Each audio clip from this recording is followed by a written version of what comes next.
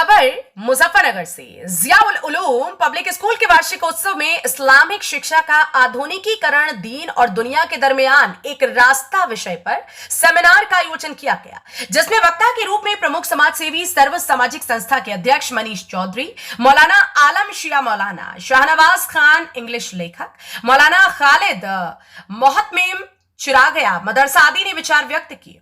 Seminar में बोलते हुए मुख्य वक्ता प्रमुख समाज सेवी मनीष चौधरी ने कहा कि दीनी तालीम के साथ ही दुनियावी तालीम हासिल करना जरूरी है, तभी तरक्की संभव है। कुशल शिक्षा प्रणाली उन व्यक्तियों के लिए एक वरदान है जो उन्नत तकनीक के युग में अपने संसाधनों का अधिकतम उपयोग करना चाहते हैं। कुशल शिक्षण की शिक्षण प्रणालियां छात्रों व शिक्षकों को एक ही स्तर पर रखने के लिए अत्याधुनिक उपकरणों और तकनीकों का उपयोग करती है। मदरसों में स्मार्ट क्लास शुरू करने की सरकार की पहल इन मदरसों में जारी पारंपरिक शिक्षण और सीखने के तौर तरीकों से हटकर है। छात्रों को मदरसों में दाखिला लेने के लिए प्रोत्साहित करने के लक्ष्य के साथ यह नीति बनाई गई थी। इस योजना के अंतर्गत डिजिटल बोर्ड, कंप्यूटर, खेल किट, एक दोहरी डेस्क या बेंच और शिक्षण सामग्री प्रदान की जाएगी। मौलाना आलम ने कहा कि आधुनिक कक्षाओं में शिक्षित मुसलमानों और उनके समकक्ष अनेक मदरसों, खानकाहों, उर्दू माध्यम के स्कूलों या कहीं और शिक्षित मुसलमानों के बीच हमेशा एक बड़ी असमानता रही है। लिहाजा मुस्लिम मदरसों का आधुनिकीकरण अत्यंत महत्वपूर्ण है। इस समुदाय के लिए शिक्षा में सुधार आवश्यक है, जैसे कि मुसलमानों को उनकी मलिन बस्तियों की चार दीवारी में राष्ट्रीय साक्षरता दर के मुकाबले उनकी गिरती साक्षरता दर के बरअक्स भीख के कटोरे के साथ देखा जाता है और यह अंतर समय के साथ कम होने के बजाय और बढ़ गया। मौलाना खालिद ने कहा कि आधुनिक शिक्षा इन मदरसों से स्नातक करने वाले मुस्लिम छात्रों को एक प्रगतिशील सामाजिक राजनीतिक नजरिया देगी, जो उन्हें भारत की सफलता की दास्तान में एकीकृत करने में मदद करेगी। जनपद मुजफ्फरनगर से सचनामा इंडिया प्लस न्यूज के लिए संवाददाता तनवीर मलिक की रिपोर्ट। किस तरह का कार्यक्रम था?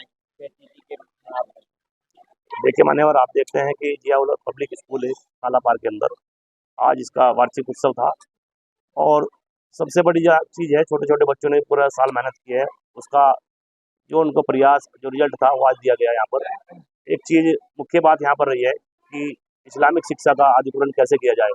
सभी जितने अतिथि आए हुए हैं उसके ऊपर विचार किया और यहाँ के जितने भी गार्जियंस हैं या छोटे बच्चे हैं उनको समझा गया, क्योंकि भारत सरकार भी चाहती है कि इस समय मुस्लिम जो समुदाय कम्युनिटी के लोग बच्चे हैं उनके एक हाथ में कंप्यूटर और एक हाथ में कुरान जरूर होनी चाहिए, जिससे हमारे बच्चों का विकास भी होगा और कहीं ना कहीं इस देश को जो मजबूत बनाने में आगे मुस्लिम कम्युनिटी के बच्चे हैं एक नया इतिहास रचेंगे। और इस बात की चर्चा पूरे विदेशों तक पहुंचनी चाहिए, क्योंकि हमारे जितने मुस्लिम समाज के बच्चे हैं पहले बहुत कमज़ोर और कम पढ़े लिखे सिर्फ एक ही इस्लामिक पढ़ाई करते थे, लेकिन उसका अधिग्रहण कैसे किया जाए इसी बात पर यहाँ पर चर्चा हुई है।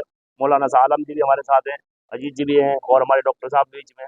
और जो सबसे मुख्य काम यहाँ फैजू भाई ने किया है, जो सबको हिंदू मुस्लिम से ऊपर बढ़कर, जाति मजहब से बढ़कर सभी को मुख्य अतिथि के रूप में यहाँ बुलाया और अपने बच्चों के भविष्य के बारे में उनको सही टिप दिए गए हैं। यहाँ का जो जितना भी संस्था भी यहाँ के जो हमारे नदीम सर हैं जो प्रधानाचार्य जी, उन्होंने भी अपने बच्चों को इतनी अच्छी शिक्षा और तालीम दी है कि वो अपने स्तर से आप सब लोगों के माध्यम से अपना स्कूल का नाम भी रोशन कर रहे हैं और आने वाले भविष्य में हिंदुस्तान का नाम भी रोशन करेंगे। जय हिंद, जय भारत।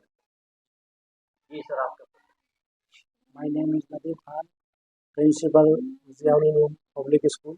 आज किस तरह का कार्यक्रम आपके स्कूल में किया गया है?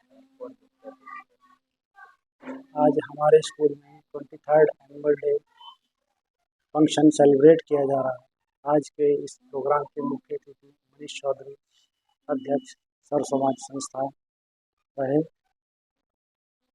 और किस तरह के पुरस्कार बच्चों को दिए गए हैं? किन बच्चों को? हमारे यहाँ जो लास्ट सेशन में अपनी अपनी क्लासेज में फर्स्ट, सेकंड, थर्ड रैंक पाने वाले बच्चों को प्राइज़ दिए गए हैं।